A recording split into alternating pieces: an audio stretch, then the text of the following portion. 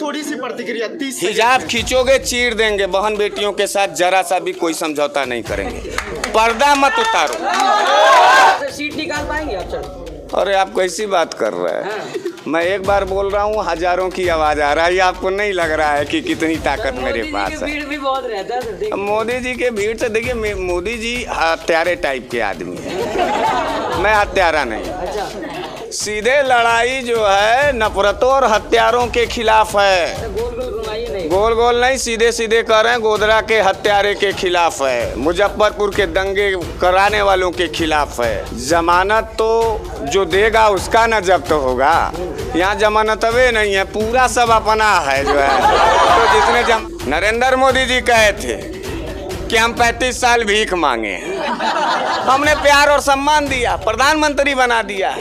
लेकिन बनारस के ऊपर हमला करने की जरूरत अगर किसी भी नेता और दल को होगी, बनारस को जलाने की कोशिश अगर कोई दल और राजनीतिक नेता करेगा, तो साफ साफ उसको जवाब दे देंगे कि हमारे बनारस में कब्रिस्तान का भी जगह खूब ढेर सारा और शमशान भी नया नया बनवाया गया।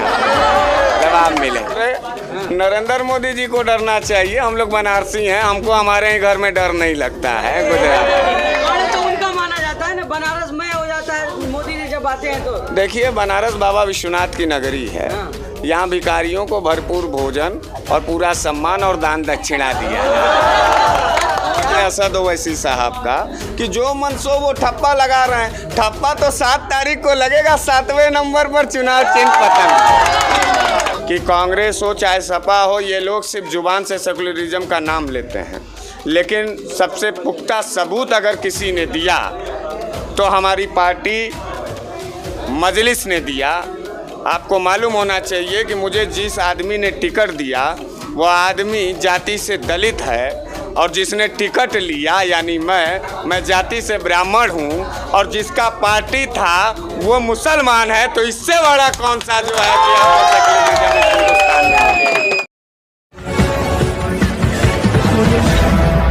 कभी आपके गले में भगवा होता था, आज हरा हरा दिख रहे हैं, कैसा महसूस कर रहे हैं? आप शायद हमको जानते नहीं हैं। मैं भगवा कभी धारण नहीं किया। मैं जब तो करते थे ना सर, भाजपा का विरोध करते थे तो क्या कभी भगवा धारण करते थे? हाँ। मेरे गर्दन में हमेशा तिरंगा रहता था। आपका नजर तेज नहीं। अच्छा, ठीक। ओवैसी साहब आप पर दाव खेल रहे हैं कहा जा रहा है, मोदी के गढ़ से चुनाव लड़वा रहे हैं। कितना आप किस स्थिति में दिख रहे हैं?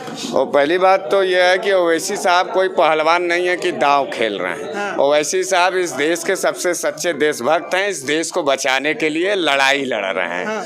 और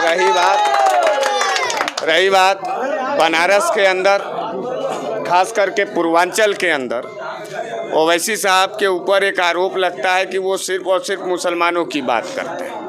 अभी हमारे परवेज कादरी साहब जो दक्षिणी के विधानसभा के प्रत्याशी हैं, उन्होंने सेकुलरिज्म पर बात कर रहे थे। वो सेकुलरिज्म का बात का मैं जवाब देना चाहता हूँ कि कांग्रेस हो चाहे सपा हो, ये लोग सिर्फ जुबान से सेकुलरिज्म का नाम लेते हैं, लेकिन सबसे पुख्ता सबूत अगर किसी ने दिया तो हमारी पार्टी मजलिस ने दिया।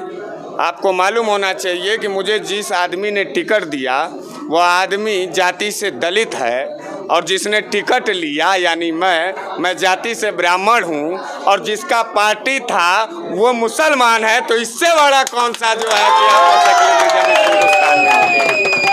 मनमोहन झा और आपको टिकट देने से वो ठप्पा हट जाएगा क्या?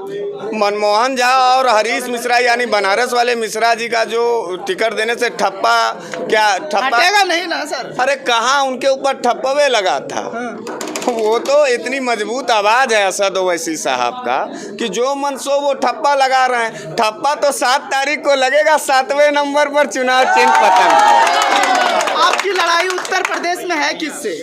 हमारी लड़ाई उत्तर प्रदेश में नफरत के खिलाफ है। जलालत के खिलाफ है, हत्यारों के खिलाफ है, मॉब लिंचिंग के ठेकेदारों के खिलाफ है। जो लोग नफरत की खेती कर रहे हैं उनके भी खिलाफ हम मोहब्बत का फूल लेकर के मजलिस के तरफ से खड़े हैं। इस बात को याद करिए, मोहब्बत जीतेगा, नफरत हारेगा। प्रधानमंत्री का सर क्षेत्र है ये, लेकिन क्या मुकाबला से टक्कर का होगा? डर नहीं लग रहा आपको क्या?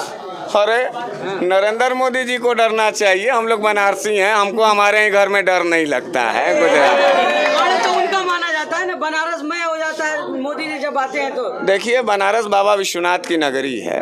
यहाँ भिखारियों को भरपूर भोजन और पूरा सम्मान और दान दक्षिणा दिया। और सुनिए, नरेंद्र मोदी जी कहे थे कि हम 35 साल भीख मांगे हैं। हमने प्यार और सम्मान दिया, प्रधानमंत्री बना दिया है। लेकिन बनारस के ऊपर हमला करने की जरूरत अगर किसी भी नेता और दल को होगी, बनारस को जलाने की कोशिश अगर कोई दल और राजनीतिक नेता करेगा तो साफ साफ उसको जवाब दे देंगे कि हमारे बनारस में कब्रिस्तान का भी जगह खूब ढेर सारा और शमशान भी नया नया बनवाया गया। जवाब मिले। मिश्रा जी, लोग कह रहे हैं कि मिश्रा जी का जमानत जब्त ना हो जाए, बहुत बोलते हैं प्रधानमंत्री के बारे में। अरे ऐसा है, सुनिए, जमानत तो जो देगा उसका ना जब्त होगा। यहाँ जमानतवे नहीं है, पूरा सब अपना है जो है। तो जिसने जमानत दिया है वो जब्त होने का चिंता करे। ये सब पूरा बनारस हमारा है। परवेज कादरी साहब का है, बोदा अंसारी साहब का है, बनारस वाले मिश्रा जी का है। लड़ाई किससे आपकी सर? अरे सीधे लड़ाई जो है नफरतों और हत्यारों के खिलाफ है। गोल गोल घुमाइए नहीं। गोल नहीं, सीधे सीधे कर रहे हैं। गोधरा के हत्यारे के खिलाफ है, मुजफ्फरपुर के दंगे कराने वालों के खिलाफ है। बनारस नाम लेने से क्यों झिझक रहे हैं आप? नाम लेने से इसलिए झिझक रहे हैं क्योंकि मैं पापी हो जाऊंगा पापियों का नाम लेकर के। सीट सुरक्षित महसूस कर रहे हैं? अपनी सीट सुरक्षित महसूस कर? हम लोग जीतने जा रहे हैं, बम्पर वोटों से जीतेंगे। मजलिस जीतने जा रही है। पूर्वांचल के अंदर जो हम लोगों का दरवाजा खुलेगा और हम लोग सदन तक जाएंगे। परवेज कादरी जी दक्षिणी से जाएंगे जहां बाबा विश्वनाथ जी रहते हैं, और मैं उत्तरी से जाऊंगा जहां हमारे गाजी मियाँ रहते हैं। आखिरी सवाल।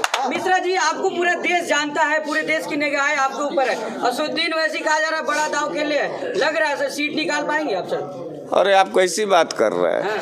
मैं एक बार बोल रहा हूँ, हजारों की आवाज आ रहा है। आपको नहीं लग रहा है कि कितनी ताकत मेरे पास है? भीड़ भी बहुत रहता है सर। मोदी जी के भीड़ से देखिए, मोदी जी हत्यारे टाइप के आदमी है, मैं हत्यारा नहीं। अच्छा। देखिए, उनके ऊपर आरोप है, वो नफरत फैलाते हैं।